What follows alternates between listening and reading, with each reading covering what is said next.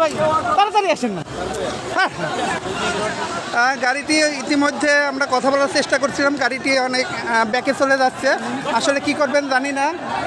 আসেন ভাই, আসেন আসেন, আমরা চেষ্টা করব, দেখি আমরা গাড়িটিকে কথা বলার জন্য চেষ্টা করব। গাড়িটি কথা বলবেন কিনা জানি না। গাড়িটি ব্যাক করেছে, গাড়িটি অলরেডি ব্যাক করেছে। প্রধানমন্ত্রী কার্যালয়ে গাড়িটি আসলে কথা না বলে ব্যাক করে তারা পিছন থেকে জানি না তারা আগের না ভাইদের সাথে কথা না বলে গাড়িটি চলে গেলেন, প্রোটোকল রেখে গেছে। প্রোটোকল রেখে গাড়িটি পালিয়ে গেলেন কিনা বুঝতে পারছি না।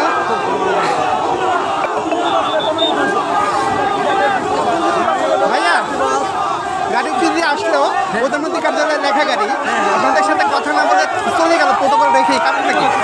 বলছে আমাদের সাথে কথা বলছে যে আপনারা একটা লিখিত আমাদেরকে দেন। আমি আসিফ মাহমুদ বলছিল, আসিফ মাহমুদ সমন্বয়ক, ছাত্র আন্দোলনের সমন্বয়ক, উপদেষ্টা আসিফ মাহমুদ নাম হিসাবে বলছে।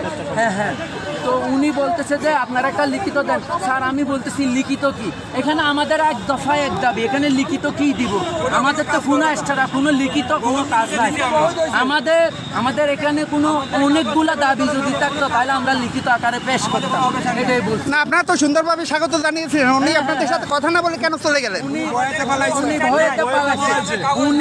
উনি নিজে যেহেতু এরকম একটা উদ্বোধন করছিল, তাহলে উনি বুঝতে পারে আসলে উদ্বোধনটা কি জিনিস। উনি না আপনারা আনসার বাহিনী আপনারা নিরাপত্তা দিয়ে থাকেন এবং আপনারা বলছেন শান্তি শৃঙ্খলা ভাবে করবেন, তাহলে আপনাদের সাথে কথা বলে বিষয়টা তো সুন্দর হতো। আমরা যখন মিডিয়ার সাথে কথা বলার জন্য ওনাকে আমরা রিকোয়েস্ট করি, তখন উনি পালিয়ে যায়, গাড়ি বের করে পালিয়ে যায়। এটুকু। এখন আপনাদের পরবর্তী সিদ্ধান্ত কি? পরবর্তী সিদ্ধান্ত আমরা এখানেই থাকবো। 24 ঘন্টার ভিতরে যদি আমাদের ডিজি মহোদয় না আসে তাহলে আমরা সব কর্মবিরতি, কেউ আনসার কোনো ডিডি করবেন না। বর্তমান সরকারের একজন উপদেষ্টা, সে যখন আপনাদের কোনো সিদ্ধান্ত দিতে পারে না, ডিজি সাহেব কি কোনো সিদ্ধান্ত দিতে পারবে এরকম মনে হয়? ডিজি মহোদয় হচ্ছে আমাদের বাহিনীর প্রধান, উনাকে আমাদেরকে লাগবে, উনাকে সহ আমাদেরকে যে মন্ত্রণালয়ে যাওয়ার দরকার সেখানে যাইতে হবে। এটাই হচ্ছে মেন। আমাদের উনাকে ছাড়া আমরা কোনোভাবে রাজপথ থেকে যাব না। উনি সহ আমাদেরকে প্রধান উপদেষ্টার কাছে নিয়ে যাক বা স্বরাষ্ট্রমন্ত্রীর কাছে নিয়ে যাক বা তিন বাহিনী প্রধানের কাছে নিয়ে যাক, এটা আমরা উনাকেই ছাড়া উনাকে। মনিরুজ্জামান ভাই কিছু বলবেন? আপনার নামটা একটু বলুন।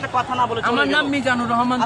আপনার সাথে সমন্বয়ক আসিফ মাহমুদ কথা না বলে চলে গেল, এই বিষয়টা আপনারা কিভাবে দেখছেন সাধারণ আনসার বাহিনী হিসেবে? আমাদের পক্ষে উনারা নাই এখনো পর্যন্ত, এটাই আমি বুঝতে পারতেছি। উনি যদি একজন বিপ্লবী মানুষ হতো, একজন গণ উদ্বোধন থেকে উঠে আসা সে মানুষটা যদি আমাদের দুঃখ কষ্ট না বুঝে, তাহলে কি আসলে কি জাতির জন্য ওরা কি আসলেই জাতির জন্য করছিল নাকি নিজের জন্য করছিল? এখানে আমার প্রশ্ন। লেখা প্রধানমন্ত্রী কার্যালয় কে আসছে হয়তো জানি না, ভিতরে কে আছে।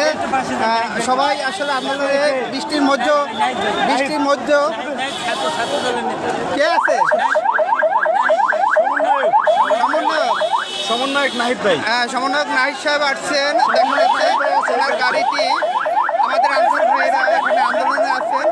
এখানে সমন্বয়ক নাহিদের গাড়িটি আসছে, সবাই আসলে এখনো ওনাকে দেখা যায়নি, দেখতে পাচ্ছি আমরা।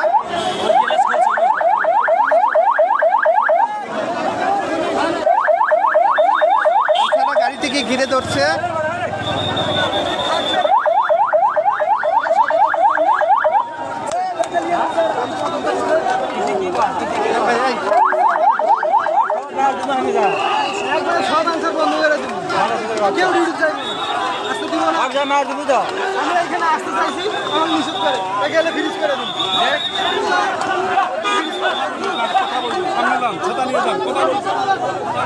আপনারা একটু যান, উনি কি বলতেছে আসেন।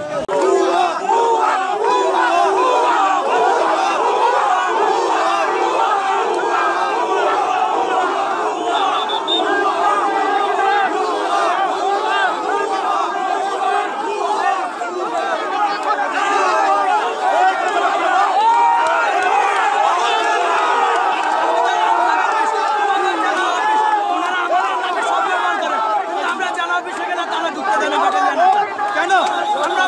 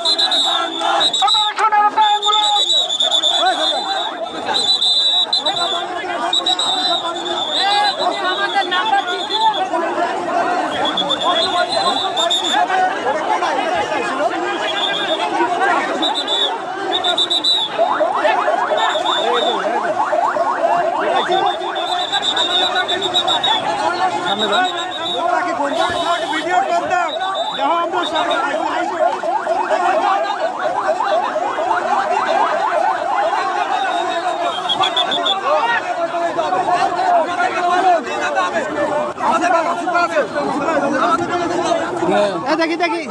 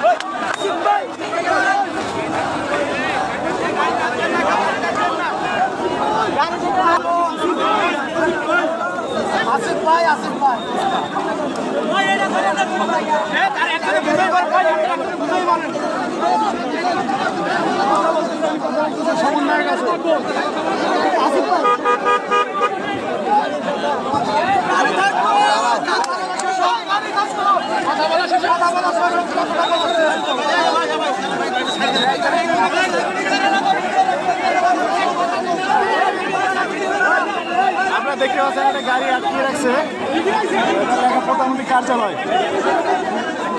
গাড়িতে স্টিকার লেখা আছে প্রধানমন্ত্রী কার্যালয় প্রধানমন্ত্রীর কার্যালয় কে আছে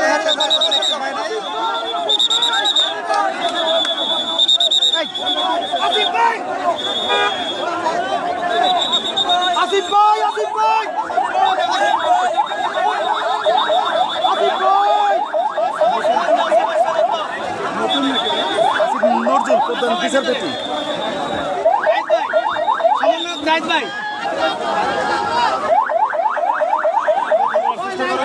কথা তো আটকানো